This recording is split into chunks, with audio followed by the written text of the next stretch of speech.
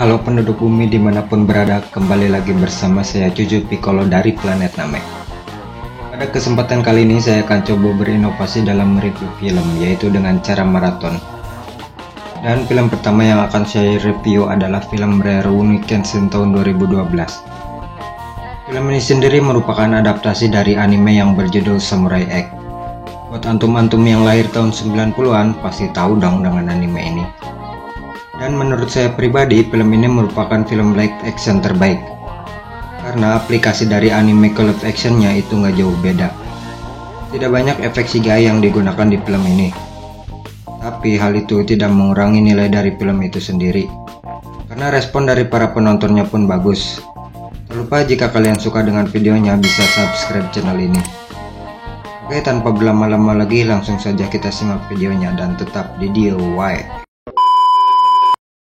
Film berlatar abad ke-19, di mana belum ada aplikasi TikTok saat itu. Jepang sendiri pada masa itu berada di era Tokugawa, yaitu era kekuasaan diktator yang pernah ada dalam sejarah Jepang. Banyak terjadi pemberontakan pada masa itu.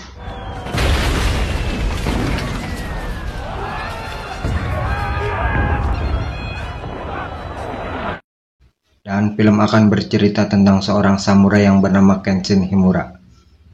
Dalam sejarahnya, Kenshin dikenal dengan nama Batosai Sang Pembantai, karena reputasinya sebagai pembunuh berdarah dingin sangat melegenda kala itu.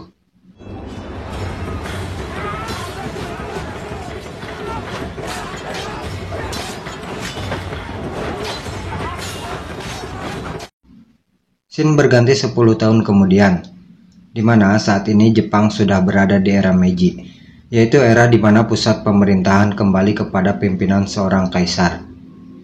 Di masa ini, penduduk sipil dilarang membawa katana karena hal itu merupakan sebuah pelanggaran.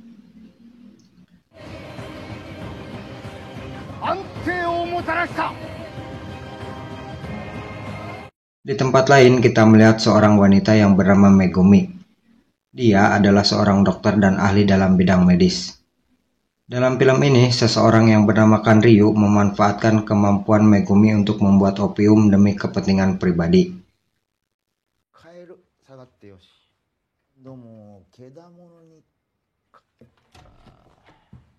Kanryu sendiri merupakan orang yang berpengaruh di kawasan tersebut, dan bisnis haramnya tidak pernah tersentuh oleh hukum, karena kekuatan uang yang dimilikinya. Setelah era Tokugawa berakhir, Kenshin sekarang menjadi seorang pengembara dan sudah mengubur dalam-dalam nama Batosai. Dia sudah berjanji untuk tidak membunuh lagi. Hal tersebut dibuktikan dengan pedang bermata terbalik yang dibawanya. Karena pedang itu Kenshin gunakan untuk melindungi, bukan untuk membunuh.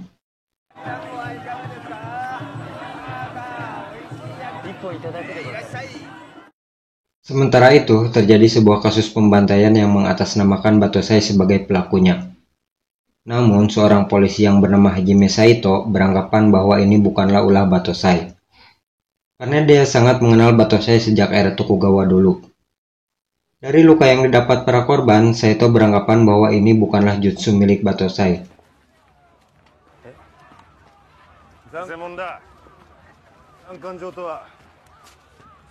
Saito sendiri merupakan mantan samurai di era Tokugawa, tapi dia bekerja untuk pemerintah saat itu. Sementara Kenshin adalah samurai dari pihak pemberontak. Saat melihat pengumuman tentang Batosai, Kenshin diserang oleh seorang wanita yang bernama Kaoru. Dia menganggap bahwa Kenshin adalah Batosai karena dia membawa sebuah pedang. Namun setelah dijelaskan bahwa itu hanyalah pedang bermata terbalik, Kaoru pun berhenti menyerang. Karena pedang itu bukanlah sebuah ancaman.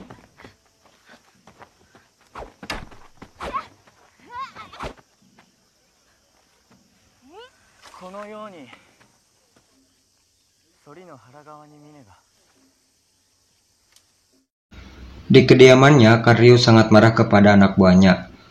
Hal itu dipicu karena Megumi kabur dari tempat itu.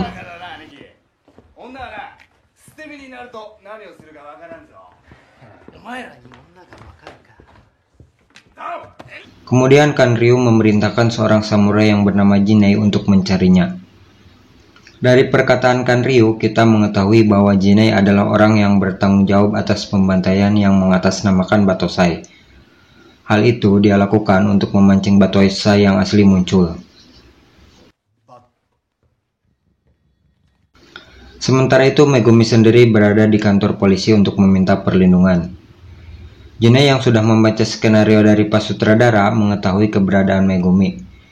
Dan tanpa pikir panjang lagi, dia membantai semua polisi di tempat itu.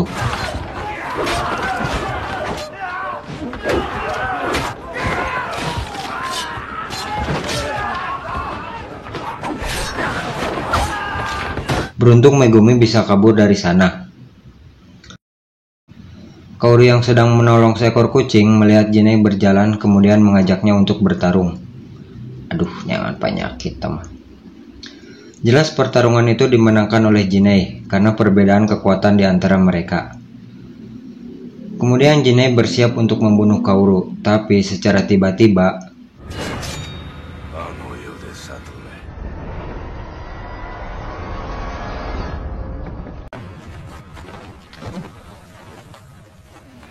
Kenshin datang untuk menyelamatkan Kaoru.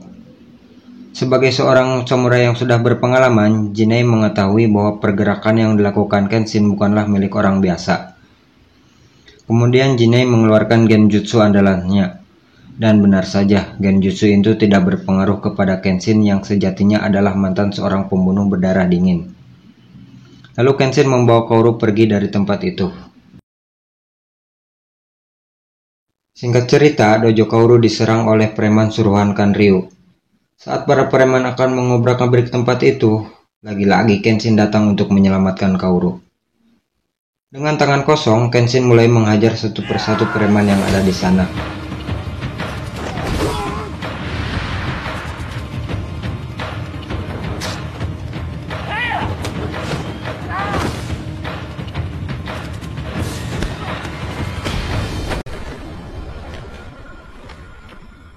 Di sini Kaoru mengetahui bahwa Kenshin bukanlah orang biasa melihat dari gaya bertarungnya. Kenshin pun mulai serius dengan pertarungannya dan mulai menghunuskan katananya.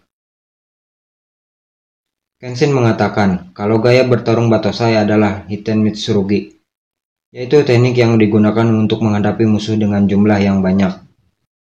Hal itu sempat membuat semua orang yang berada di sana heran dengan sosok Kenshin. Siapa sebenarnya orang ini? Tanpa pikir panjang, Kenshin pun mulai menghajar sisa preman yang ada di sana.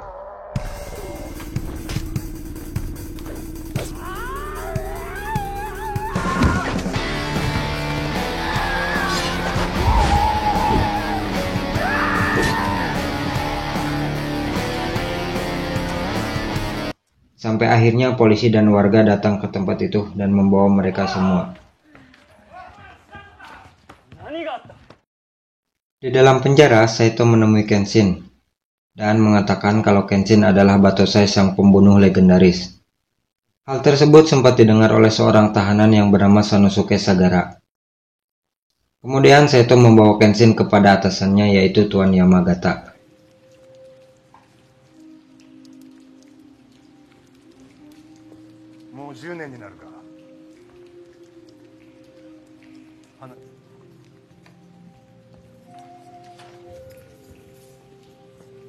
Yamagata menjelaskan bahwa di wilayahnya opium sudah beredar bebas.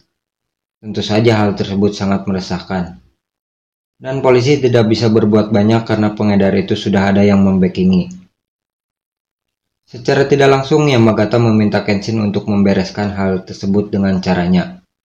Mengingat reputasinya sebagai sang pembantai sudah tidak diragukan lagi. Namun jelas Kenshin menolak karena dia sudah tidak peduli lagi dengan hal itu.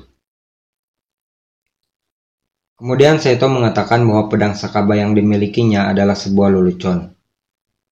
Tapi Kenshin mengklaim bahwa dia bisa melindungi orang-orang yang ada di sekitarnya dengan pedang itu. Saito pun meminta untuk menunjukkan caranya, kemudian mereka berdua bertarung.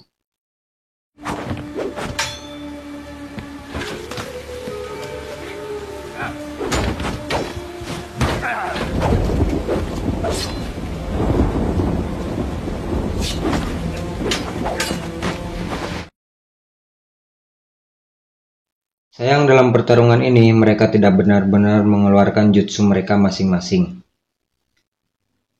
Seperti yang diketahui, Saito memiliki teknik Takatsu yang handal dalam skill tusukan katana. Sementara Kenshin sendiri memiliki teknik Hiten Mitsurugi yang unggul dalam segi kecepatan dan tebasan katana.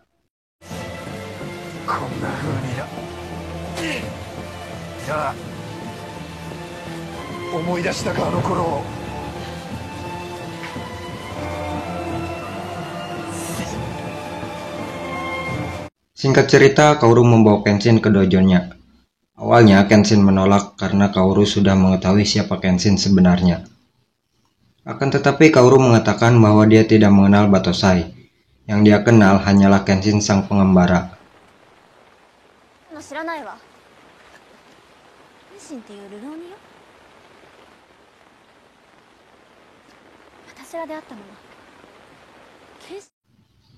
Di tempat itu pula ada Megumi yang sudah kabur dari kejaran Jinai.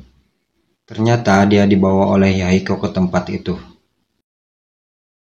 Kemudian Kaoru memberikan Kenshin pakaian bekas ayahnya dulu. Dari situ Kenshin merasa seperti manusia baru lahir dan meninggalkan masa lalunya sebagai seorang pembantai.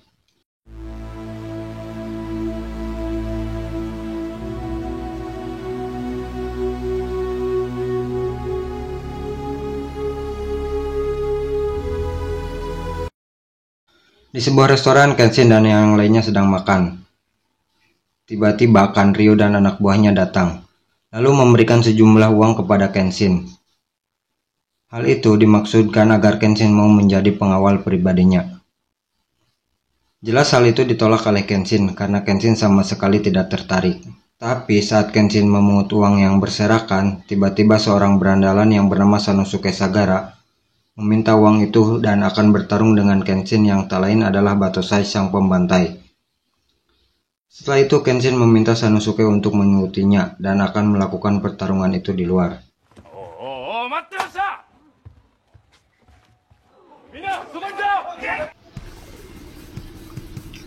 Pertarungan pun dimulai, tapi Kenshin terkesan tidak serius melayani serangan Sanosuke. Terlihat dari pergerakan Kenshin yang hanya menghindar serangan itu.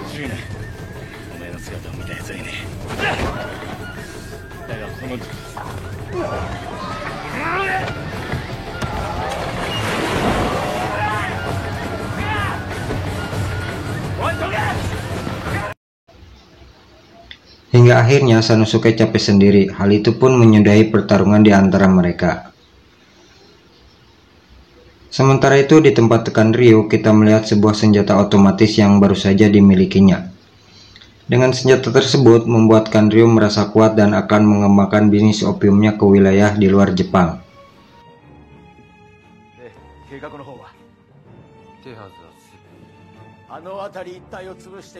Di dojo Kaoru, Megumi didatangi oleh orang misterius. Dia memperingatkan untuk berhati-hati karena telah membelot dari Kanryo. Tak berselang lama seseorang datang ke dojo itu dan membawa anaknya yang sedang sakit. Megumi mencurigai ada yang tidak beres dengan semua ini. Dan benar saja air sumur di desa itu telah diracuni. Sehingga hal itu membuat semua warga yang ada di sana menjadi sakit. Dengan seketika dojo itu dipenuhi oleh orang-orang sakit. Tetapi dengan kemampuan medis yang dimiliki oleh Megumi, dia bisa mengatasi keadaan itu.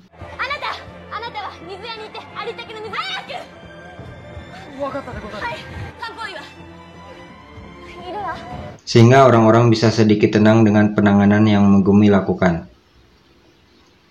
Singkat cerita, Megumi mendatangi markas Kanryo. Kemudian disusul dengan Kenshin yang akan menyusul Megumi untuk membuat perhitungan dengan Kanryo. Tak lupa Sanosuke pun ikut membantu Kenshin.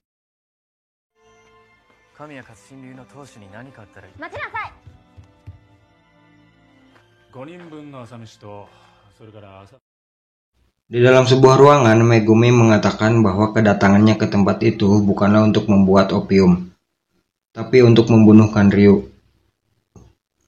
Megumi pun mengeluarkan pisau dan hendak menusuk Kanryo. Namun hal itu berhasil dicegah oleh anak buahnya.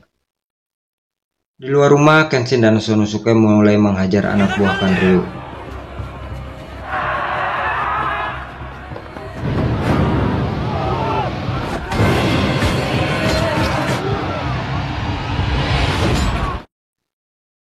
dalam adegan fightingnya kita bisa melihat realisasi antara anime dan live actionnya. Dan itu benar-benar real, sumpah keren banget.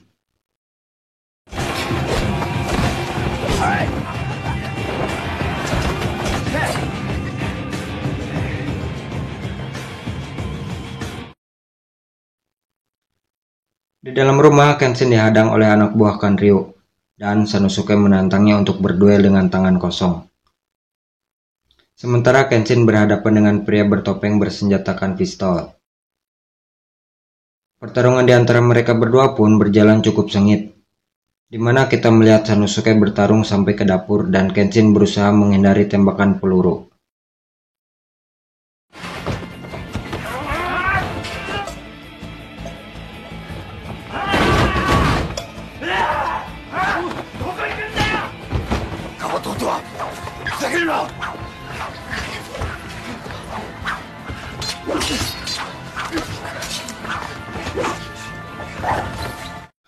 Setelah berhasil membunuh musuhnya masing-masing, Kenshin dan Sanosuke ditunggu oleh Kanryu. Mereka diberonok tembakan selamat datang. Saat keadaan terpojok, Saito datang ke tempat itu, lalu menyuruh Kenshin dan Sanosuke untuk mengalihkan serangan Kanryu dengan cara berlari.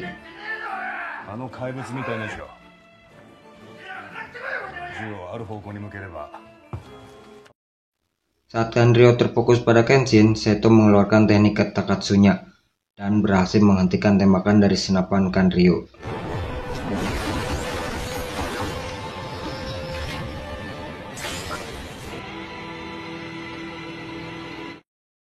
Setelah itu mereka membebaskan Megumi yang sedang disekap. Tapi Megumi mengatakan bahwa mereka harus cepat, karena Kaoru dalam bahaya. Dan benar saja, Jinai menculik Kaoru untuk dijadikan sandera, agar Kenshin mau bertarung dengannya. Hal itu dilakukan agar Kenshin bersedia kembali untuk bertarung, sehingga hal itu bisa membangkitkan jiwa Batosai sang pembantai dalam diri Kenshin. Tak lama Kenshin datang ke tempat itu, dan Jinai langsung melakukan serangan kepada Kenshin. Tapi Kenshin tidak benar-benar mengeluarkan kemampuannya sebagai Batosai.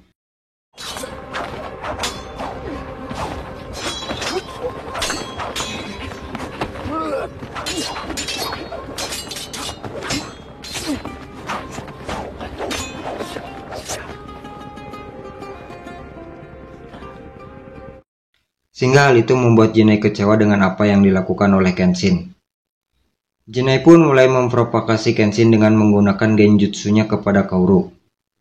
Jinai mengunci saluran pernapasan Kaoru sehingga membuatnya sulit untuk bernapas.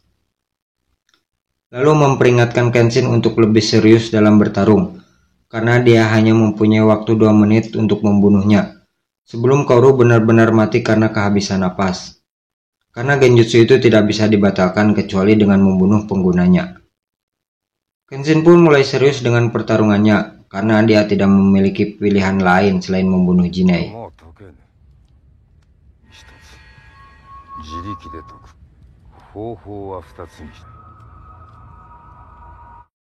Hingga pada suatu titik, saat Kenshin melihat Kaoru tersiksa karena tidak bisa bernapas, Kenshin pun terlihat mulai membangkitkan jiwa Batosai yang ada dalam dirinya, dan mengeluarkan teknik andalannya yaitu Hiten Mitsurugi.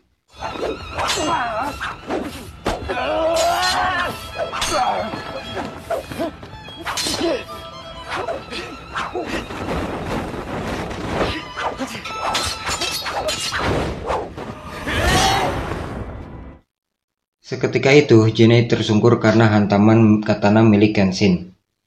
Tapi hal itu tidak membuatnya mati, karena katana itu mempunyai mata pedang yang terbalik. Jinai pun masih bisa bangkit dan melancarkan serangan ke arah Kenshin. Tapi Kenshin mengeluarkan teknik Hiten Mitsurugi Ryobato, dan berhasil mematahkan tangan dari Jinai.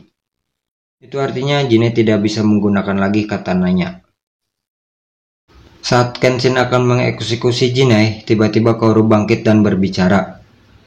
Hal itu membuat Kenshin heran karena Kaoru bisa terlepas dari genjutsu milik Jinai.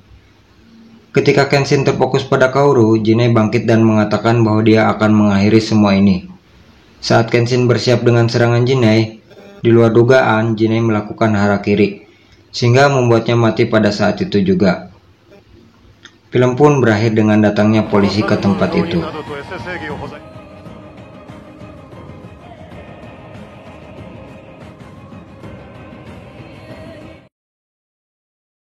Gimana guys, filmnya cukup menghibur kan?